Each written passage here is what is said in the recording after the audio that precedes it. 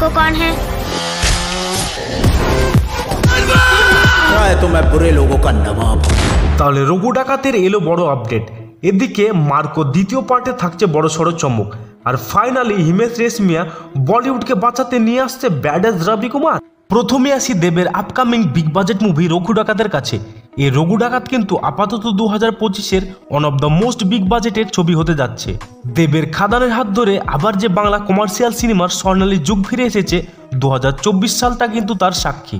খাদানের সফলতার পর দেবের এই রঘু ডাকাত নিয়ে বাংলা দর্শকদের মনে নানা প্রশ্ন ডানা বেঁধেছে। এই ছবিটির চিত্রনাট্য যেহেতু বাংলার অন্যতম জনপ্রিয় লোককথা রঘু ডাকাতের জীবনের উপর ভিত্তি করে লেখা হবে, তাই তার ভিএফএক্স, সিনেমাটোগ্রাফি এবং কারা কারা থাকবেন এই ছবিতে তা নিয়ে দর্শক মহলে প্রবল আগ্রহ।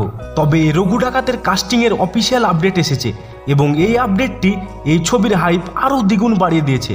কারণ এই লিস্টে অঙ্কুশ হাজরা, বনি সেনগুপ্ত ও বাংলাদেশের জনপ্রিয় অভিনেত্রী বিদ্যা সিনহা মিমের নাম আছে।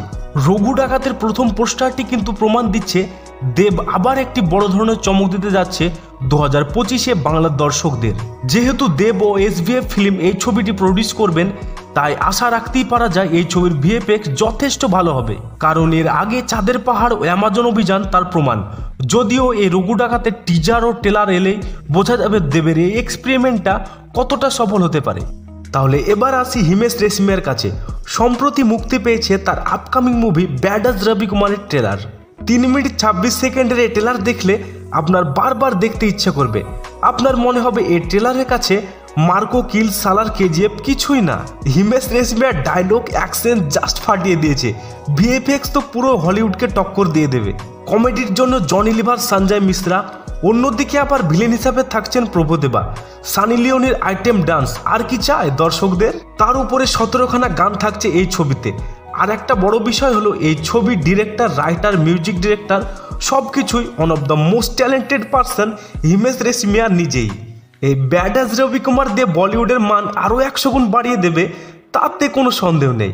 আমি কেমন মান বাড়ানোর কথা বলছি আপনারা নিশ্চয় বুঝতে পারছেন। তবে আমার মতে হিমেশ রেশমিয়া এই সমস্ত ছবি না করে তার মিউজিক ক্যারিয়ারে আরও বেশি মনোযোগ দেওয়া দরকার। আপনাদের কি মতামত? এই ব্যাডাস রবি কুমার কি বক্স অফিসে বাজিমাত করবে, নাকি তার আগের ছবিগুলোর মতোই ভরাডুবি খাবে? অবশ্যই জানাবেন। ফাইনালি আসি Indian one of the biggest violence movie মার্কোর কাছে। এই ছবি মুক্তির সময় যদিও দর্শকদের নজর কাটতে পারেনি, তার কারণ এই মার্কো কোনো রকম প্রমোশন ছাড়াই মুক্তি দেওয়া হয়েছিল। তবে মুক্তির পরে ছবি ঘিরে দর্শকদের হাইপ তুঙ্গে। মাত্র 30 কোটির ছবি এখন পর্যন্ত 125 কোটি রুপি কালেকশন করে এবং শুধু হিন্দি মার্কেট থেকে প্রতিদিন 1 কোটি রুপিরও বেশি কালেকশন করছে। এবার এখানে একটা প্রশ্ন ছিল, এই ছবির দ্বিতীয় পার্ট আসবে কি? মেকার্সরা তো কনফার্ম করেছে মার্কোর নেক্সট পার্ট 2026-এ আসবে এবং বেশ লার্জ স্কেলে বানানো হবে। এমনকি মার্কোর বিপরীতে বলিউডের কোনো একজন বড় অ্যাক্টরকে নেওয়ার কথাবার্তাও চলছে। তবে সব থেকে আশ্চর্য বিষয় হলো এই মার্কো মুভি কিন্তু 6 বছর আগে মুক্তিপ্রাপ্ত মাইকেল মুভির সেকেন্ড পার্ট।